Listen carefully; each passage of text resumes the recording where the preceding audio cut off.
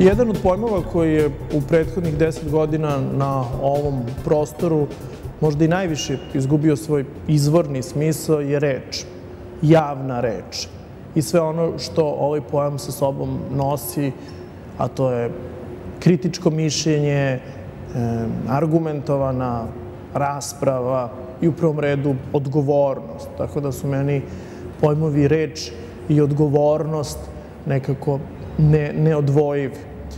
Jednostavno, u prethodnom periodu postojao je prostor za javno kritičko mišljenje, za javnu reč koja nije, da tako kažem, odgovarala ili podržavala ono što je bio dominantni vladajući ideološki društveni diskurs. Znači, postojala je sloboda govora, ali s druge strane je bivši režim vrlo perverzno kreirao situaciju u kojoj ta javna kritička reč nije imala zapravo nikakvog uticaja. Javno govorenje postalo je jedna potpuno neobavezujuća aktivnost. Mislim da do toga nije došlo spontano, da je to bio jedan vrlo planski projekat da se bez javne cenzure, bez bilo kakvog nametanja ili ograničavanja slobode, zapravo ta sloboda suštinski onemogući.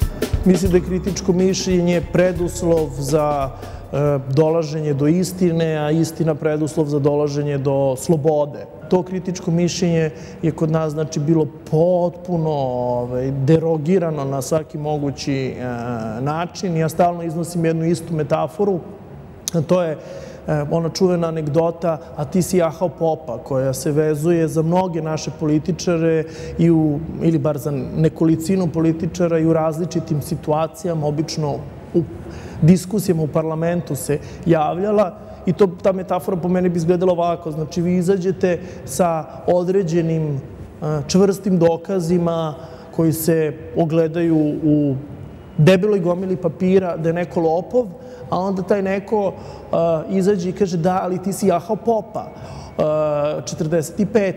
Eto, to je to nepoštovanje forme koje kritičko mišljenje zahteva. Jer jednostavno argument "ti si jahao popa" nema nikakve veze sa onim zašto je taj dotični bio optužen.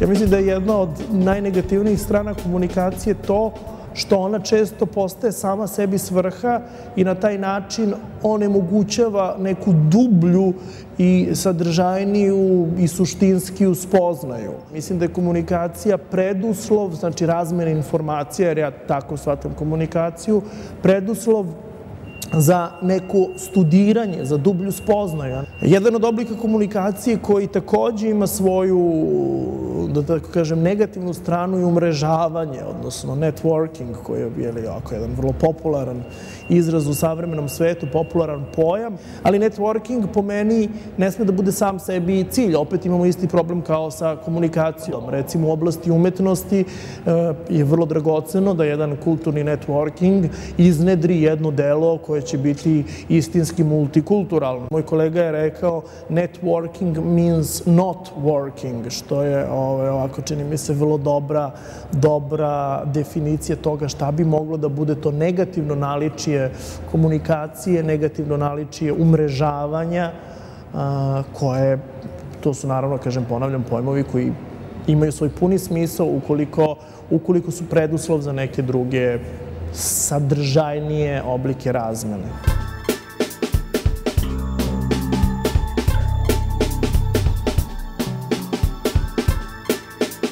Na Balkanu, kad se priča o ovom pojmu vlasti, ona se obično vezuje za vlast nad drugima. Meni lično je mnogo interesantnija priča o vlasti nad samim sobom. Ja mislim da je vlast nad samim sobom u prvom redu sposobnost, svest prvo o potrebi, a zatim i sposobnost da se vlastiti život projektuje. Mislim da pogotovo u savremenoj civilizaciji, u potrošačkom društvu, u društvu kome prete izazovi u vidu ozonskih rupa i ne znam nija čega sve još ne, ljudi često se prepuštaju nekoj matici života, žive, da tako kažemo, spontano, a ja mislim da je život zapravo samo jedna mogućnost koja nam je data, nije važno od koga, ali da je na nama kako ćemo da je projektujemo. Tako da ta projekcija života, to koncipiranje života, to građenje života je po meni vlast nad životom. Recimo, autobiografija mi je sad pala na pamet crnjanstvu koja se zove Ispunio sam svoju sudbinu. Dakle, ako postoji nešto što je sudbina, ona je samo jedan prazan okvir koji čovek treba da ispuni vlastitim zalaganjem.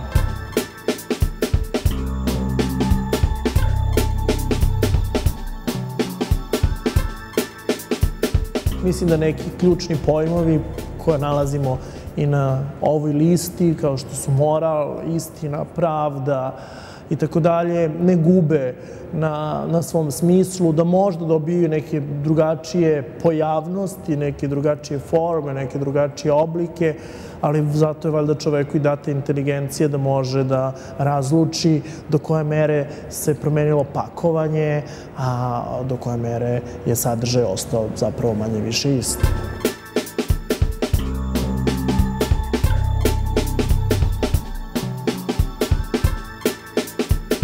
Pojam još više rabljen i zloupotrebljen je pojam patriotizma. Meni se patriotizam gotovo isključivo vezuje za jezik koji koristim i mislim da čovek može svega da se liši, može da se liši grada u kom je rođen, ulice u kojima se šetao, može da pronađe neku kompenzaciju negde u svetu za to, ali ako se bavi poslovima vezanim za književnost, u bilo kom obliku vezanim za književnost, onda je to što ga drži na onom tlu s kog je ponikao isključivo jezik.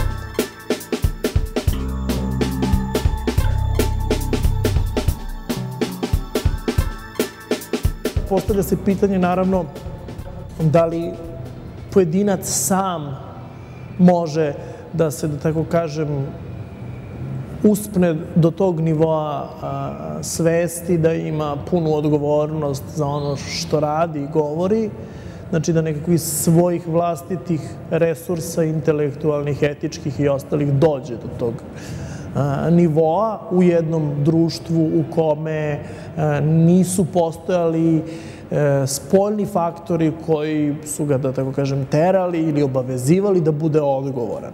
Ja mislim da bi to bilo suviše neko idealističko razmišljanje. Ja mislim da društvo mora da stvori okvir za tu odgovornost. Ali hoću da kažem da je jednostavno potrebno da postoji jedan formalni okvir koji će se na različite načine formirati i koji će pojedinca dovesti u situaciju da snosi odgovornost za ono što govori i radi, jer ne verujem da će svako sam od sebe postati odgovorniji i savesniji, pogotovo u jednoj, kažem, sredini u kojoj su ti pojmovi potpuno devalvirani, odnosno svesno ignorisani.